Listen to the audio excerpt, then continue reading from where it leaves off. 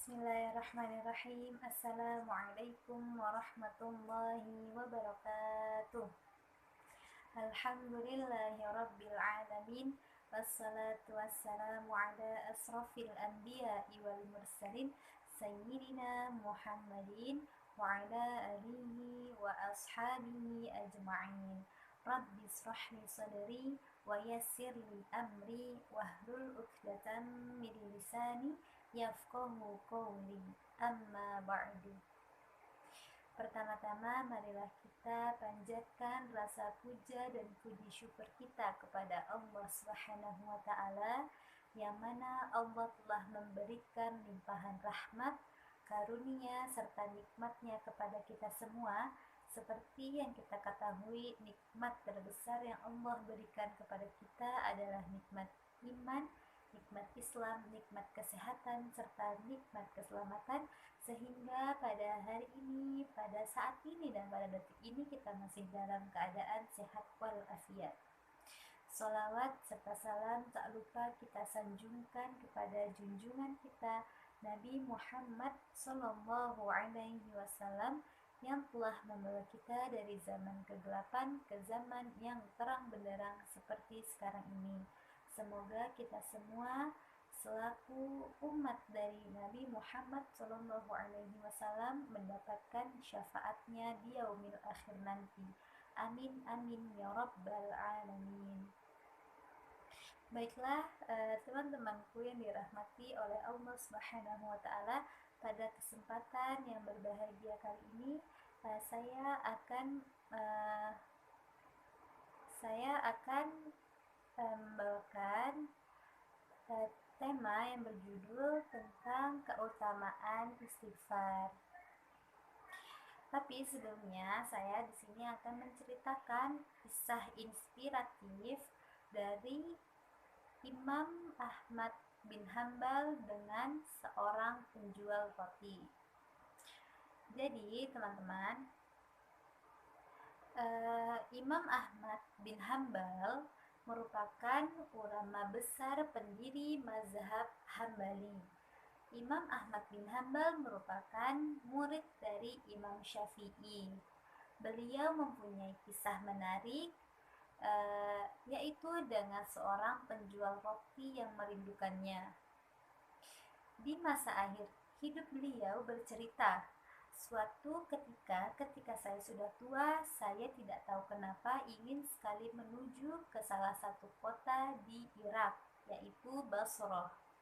Padahal pada saat itu tidak ada janji dengan seseorang atau tidak ada hajat. Namun pada akhirnya imam kelahiran Baghdad tahun 164 Hijrah itu berangkat menuju Basrah. Dalam manakibnya beliau bercerita, pas tiba di sana, yaitu di Basrah pada waktu Isya, maka Imam Ahmad bin Hambal ini pun mengikuti sholat Isya berjamaah di masjid. Pada saat itu hati Imam Ahmad bin Hambal sangat merasa tenang. Kemudian karena hari sudah malam, Imam Ahmad bin Hambal pun memutuskan untuk beristirahat di masjid. Begitu selesai sholat Isya berjamaah dan jamaahnya pun sudah bubar dari masjid, Imam Ahmad pun pingin tidur di masjid. Tiba-tiba marbot masjid datang menemui Imam Ahmad sambil bertanya, "Kenapa Syekh, mau ngapain di sini?" Untuk diketahui, kata Syekh ini digunakan untuk 3 panggilan. Yang pertama untuk orang tua, yang kedua untuk orang kaya, dan yang ketiga untuk orang alim atau orang berilmu. Dalam kisah ini, panggilan Syekh adalah panggilan sebagai orang tua, karena sang marbot pada saat itu tidak mengenali Imam Ahmad. Dia melihat Imam Ahmad hanya sebagai orang tua yang layak dihormati. Imam Ahmad pun tidak memperkenalkan siapa dirinya kepada si marbot tersebut. Sosok Imam Ahmad di Irak sangat populer. Semua orang kenal beliau sebagai ulama zuhud ahli hadis dan hafal sejuta hadis. Pada masa itu tidak ada foto, sehingga orang-orang tidak mengenali wajah dari Imam Ahmad bin Hambal, tetapi nama Imam Ahmad bin Hambal ini sudah sangat terkenal. Nah, pada saat si marbot tersebut, si marbot tadi bertanya, mau ngapain Imam Ahmad bin Hambal ini berada di masjid. Lalu Imam Ahmad bin Hambal ini pun menjawab, saya ingin istirahat, saya musafir. Sang marbot menanggapi, tidak boleh di dalam masjid. Tidak boleh tidur di dalam masjid, kata si marbot. Lalu Imam Ahmad pun bercerita, pada saat itu saya didorong-dorong oleh marbot tersebut hingga keluar masjid. Lalu saat saya sudah di luar masjid, pintu masjid tersebut pun langsung dikunci oleh orang tersebut, yaitu si marbot tadi. Nah, pada saat Imam Ahmad sudah di luar masjid, Imam Ahmad pun ingin tidur di teras masjid. Ketika sudah berbaring di teras masjid, marbot tersebut pun datang lagi sambil marah-marah kepada Imam Ahmad dan berkata, mau ngapain lagi, Syekh? Kata si marbot. Lalu Imam Ahmad berkata, mau tidur, saya musafir. Lalu si marbot ini pun menanggapi lagi, di dalam masjid gak boleh tidur, di teras masjid pun juga tidak boleh, kata si marbot. Lalu Imam Ahmad pun diusir dan didorong-dorong oleh si marbot tersebut hingga ke pinggir jalan. Ternyata di samping masjid tersebut ada rumah kecil, yaitu rumah milik penjual roti sekaligus sebagai tempat jualan roti. Nah, penjual roti ini sedang membuat adonan roti sambil melihat. Jadi si penjual roti ini sedang membuat adonan sambil melihat kejadian Imam Ahmad didorong-dorong oleh marbot masjid. Ketika Imam Ahmad sampai di jalanan, penjual roti ini memanggil dari jauh, mari Syekh, Anda boleh menginap di tempat saya punya tempat meskipun kecil, kata si penjual roti. Maka Imam Ahmad pun menjawab, baik, kata Imam Ahmad. Lalu Imam Ahmad pun masuk ke dalam rumah si penjual roti dan duduk di tempat tidur yang berada di belakang si penjual roti ini.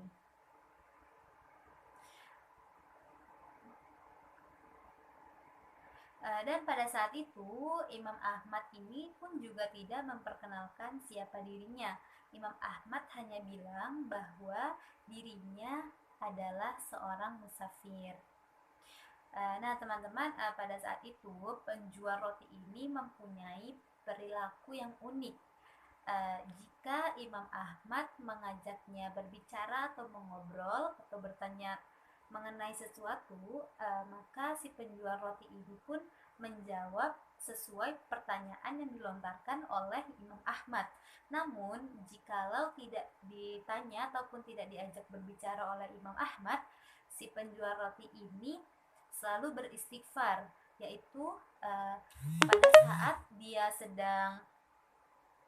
sedang mengadoni adonan roti, dia beristighfar, yaitu astagfirullah. Terus pada saat sedang memecahkan telur pun juga begitu teman-teman, dia mengucapkan astagfirullah. Dan pada saat mencampurkan gandum ke dalam adonan pun juga si penjual roti ini mengucapkan astagfirullah.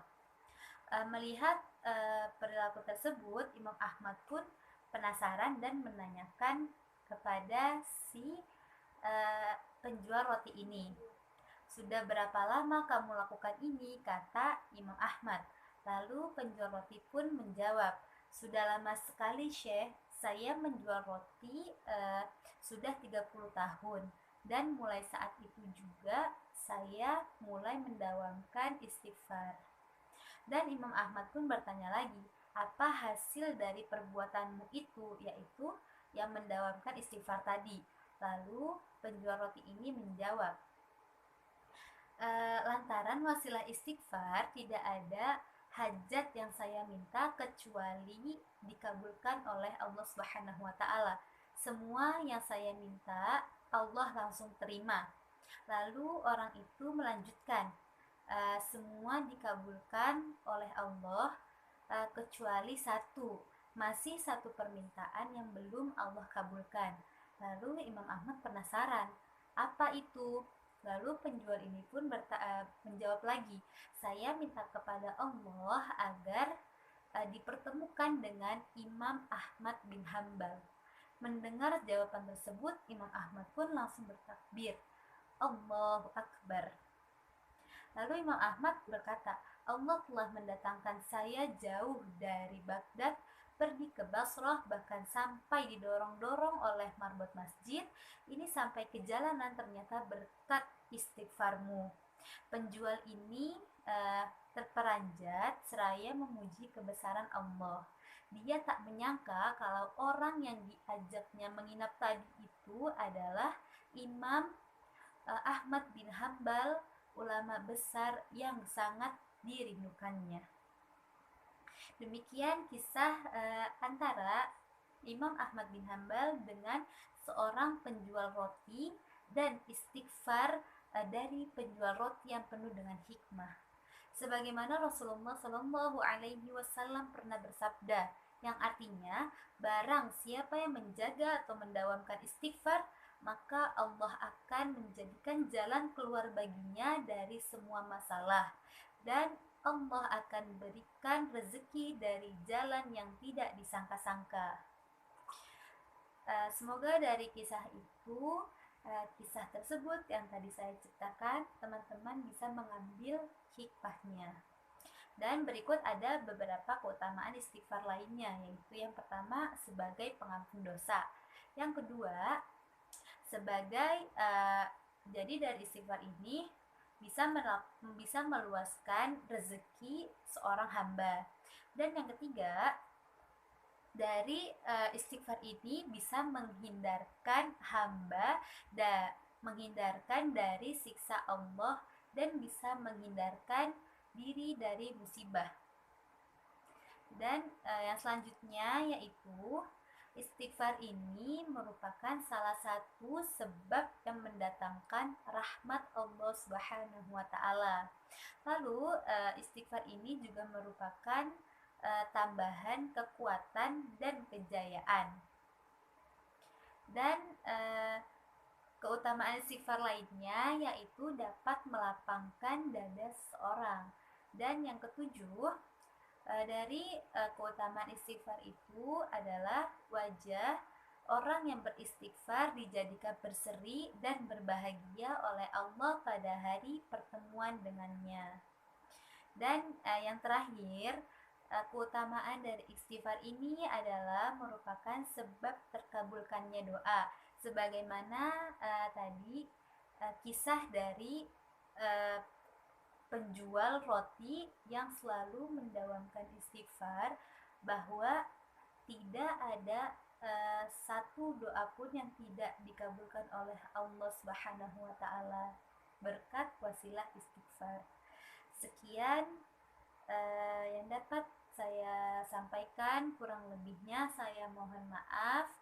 Mohon dibukakan pintu maaf yang sebesar-besarnya. Kurang lebihnya saya mohon maaf. Wabillahi taufik wal hidayah. Wassalamualaikum warahmatullahi wabarakatuh.